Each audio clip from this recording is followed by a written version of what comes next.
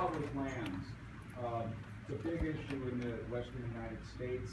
Over 85% of the land in Nevada is governed by the federal government. It inhibits mining, our ranching, it hurts our fighting of land fires, it hurts our wildlife. What's your position on the transfer of public lands? Yeah, the federal government owns too much land. What's it needed for? I mean, I just don't. One of the scariest things, the government can't even give you an inventory of all the real estate it controls in the country, period. And that includes land in urban areas, includes land obviously out west and more sparse areas. The point is the government doesn't need to own all that land. And I would like to see some of it, more of it transferred to private owners. And I believe some of it needs to be transferred to local and state communities as well. But I think we should open it up to both. But the federal government simply owns too much land. It doesn't really make a lot of sense. So one of the first things I would like to see is an accurate inventory. Obviously, you're more aware of it because they own so much of it in Nevada. But an accurate inventory of all of the real estate holdings of the federal government. And then second is figure out whether they even have any purpose for holding it. And provide more of it, make it more of it available, not just to local governments, but make more of it available as well to the private sector. Because that will help local communities by putting that land back on the tax rolls and back to productive use. But there was one caveat: we still need some land to keep the UFOs and the alien bodies. So we can't turn that over to you. I'm sorry. Yes, ma'am. Hello, and I know Mark Hutchinson. Hello. Hello. I'm from Ely. I drove 4 hours.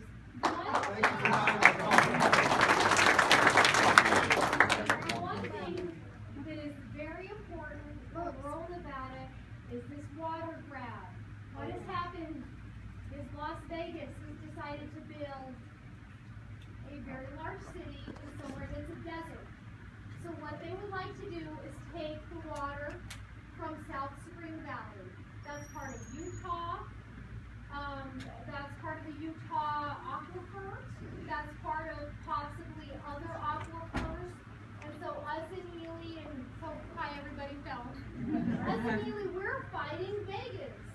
And so I don't know what, I know I asked you the same question.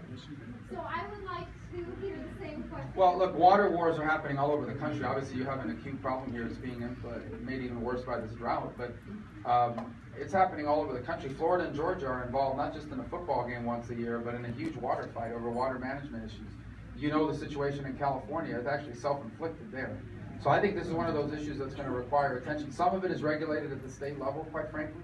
Some of it does require some federal, because it overlaps multiple states' jurisdictions, and so it has some federal implications. But I think this issue of water is one that we need to spend more time on and because it's actually popping up all over the country. It's not just here anymore. It's happening all over the country. And we'll get you a better understanding about the federal government's role, because I'm always cautious about injecting the federal government in issues that belong at the state level. But when it involves multiple states, it does implicate the federal government. Yes, I got a question for you. I was on a planning commission and they're talking about an interstate highway from Mexico to Canada coming through Nevada. And I said on the planning commission, if we can do that, why the hell can't we put an aquifer or something? We got water in the Pacific Northwest, most of the time, not now. But if we can talk about an interstate highway system that was put into ICBMs back in the 50s, not the cars. Why can't we build a water system to transfer all the water somewhere else? It needs to be somewhere else. That's what they're doing to Ely. No. No. I'm talking about throughout the states, throughout the United States, and bring the water down. Yeah, like the areas that are flooded, let them bring the water. The areas that are drought, yeah. It's an interesting proposal. Like I said, obviously, it's not an issue that I have a comprehensive plan on right now, so I'd hate to comment on it. But it's the first time I've heard someone suggest that, we should take water away from the Northwest. Look at the jobs that we create. Yeah. Yes, sir. As a son of an immigrant, what's your policy on immigration? How would you address Well, a couple points. Number one, we have 3 problems when it comes to immigration. We don't just have one. We have an illegal immigration problem that's ongoing, and it's more complex than people understand in many places. For example, where I live in Florida, about 70 to 80% of the people that are illegally there entered legally and overstay visas. Nationally, it's around 40%. A lot of people don't realize that. Almost half of the people in this country illegally entered legally and overstayed a visa. You still have a significant problem in the southern border, as we well know, people coming from El Salvador, Guatemala, Honduras, but also from Asia and all over the world. And they're just crossing that border, but they're coming. So we have an illegal immigration problem that's ongoing. We have a broken legal immigration system, one built in the 1950s largely on family reunification, when in fact we need a merit-based system in the 21st century. And you have 12 million people in this country illegally, most of whom are unaccounted for. We don't know who they are, where they live, or what they're doing. But we have to confront all three of those. We have to confront all three of them. You cannot confront them all at once. You can't deal with it in a comprehensive way, because this country's had some really bad experiences with large pieces of legislation, and in particular, on this issue, it's too complex. They don't trust the federal government. So you're going to have to do it in 3 steps. The first step is you're going to have to prove to people that illegal immigration is under control. Not just pass a law that does it, you're going to have to actually do it and prove to people that it is under control. And we know what it takes to do that. Mandatory E-Verify, an entry-exit tracking system that prevents and identifies visa overstays. And yes, a wall in key portions of the border with more personnel and more ability to intercept people that are trying to come across. That's step 1. Once that's been done and it yields results, step 2 will have to be to modernize our legal immigration system. We're going to have to modernize it. Today, we admit 1 million people to this country permanently on a legal basis. And it's largely done on whether or not you have a relative living here. And I'll tell you right now, my parents, that's the way they came in 1956. That was a different time and a different era.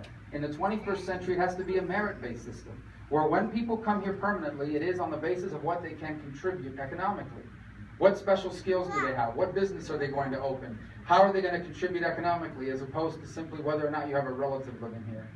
And after we've done those 2 things, I believe the American people will be very realistic about what you do with the people that have been here. If you're a criminal, you cannot stay. You have to leave. If you are a criminal, you cannot stay here. And then I think people will be very realistic about what you do with someone who's been here 20 years and is not a criminal, other than having violated the immigration law. And that, the matrix has been created. People have to pay a fine. They have to learn English. They have to start paying taxes. They get a work permit. And we can have a debate years from now about what comes after that. But you can't even get to that 3rd step until you've done the other 2 things. You can't. Because people don't trust the federal government to enforce the law. Since 1986, for 30 years, this issue's been discussed. And in 1986, it was 3 million people. Now it's 11 or 12, we think. We don't know the accurate number. So the point is it has to be confronted, but it cannot be done all at once in a comprehensive legislation. And anyone who says they can't isn't being honest with you. Way in the back, because I haven't gotten to the back yet. Yes, sir. I like what I'm hearing about your policies in general, but of course when you talk about things like growing the defensive department and cutting other things and growing other things, it all comes back down to money. And so I'm just assuming on your website or someplace you're going to have some good treatment of how the dollars and cents add up. Yeah, so the national security spending doesn't drive our debt. 30% of our budget is spent on national security and everything else. 70% of our budget is spent on Medicare, Social Security, and the service on the debt. So I believe in those programs. My mother's on those programs. I live in Florida. There's a lot of people on Social Security and Medicare. I want to save those programs. I know that we can save those programs without changing them at all for people that are on it now. But we're going to have to reform how they work for people that are going to retire in 30 years. And what I mean reform, I'm not talking about things that are unrealistic. I'm talking about the things I pointed to. I may have to retire 9 or 10 months later than my parents did. My benefits, if I've been financially successful, may not grow as fast as theirs grew. These are not unrealistic things to ask of my generation after everything our parents did for us. And if we do that, we can reform that, we can balance our budget, and we don't have to change anything for people that are currently retired or are about to retire. If we don't, these programs go bankrupt. There's no ifs, ands, or buts about it. They run out of money. And then you will see dramatic changes, and none of us will be happy with them. But that's what's driving our long-term debt. Yes, ma'am.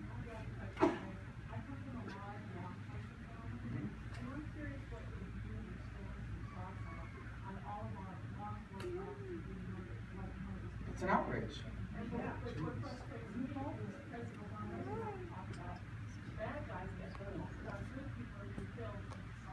Look, there's 2 separate issues here to deal with, but they're interrelated. You do have communities in this country where local communities have a bad relationship with law enforcement, and it's manifested itself in different places. But every single night in this country, in fact, every single day, you have hundreds of thousands of people who are out there on the front lines confronting the bad people. They're the only things, the thin blue line that stands between us and danger.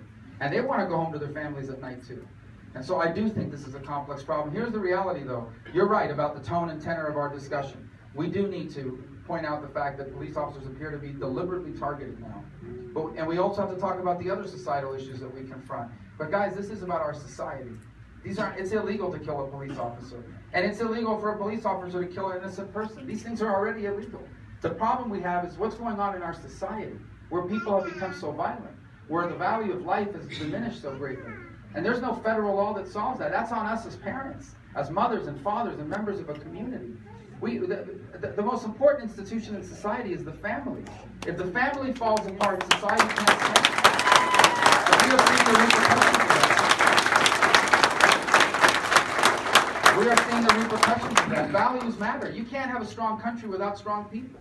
You can't have strong people without strong values. And you can't have strong values without strong families. And you cannot have strong families without the institutions that support the family, and that includes the faith community. At a time when the faith community feels under siege.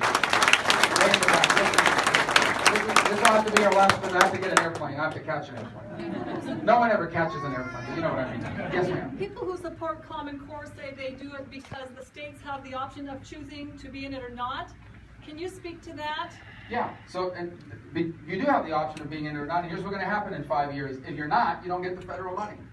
That's how they always do it. It always starts out as a suggestion and ends up becoming a requirement. The federal government can never help itself. It always wants you to do what they want you to do. And so if you don't do what they want you to do, yeah, that's fine. You don't have to do it, but you don't get this federal money. It always begins as an incentive, and it ends up as a requirement. We don't need a national school board. We don't need national educational requirements. Local communities have been handling it fine. They've been driving these improvements, these local curriculum reforms. And here's why that's so important. If you have a problem with the local curriculum, you can go to the local school board and get it changed. You can go to the state legislature and get it changed. If the federal government's involved in requiring these things, you're not going to get on an airplane and go to Washington and deal with the Federal Department of Education. In fact, as I said earlier today, we don't need a Federal Department of Education.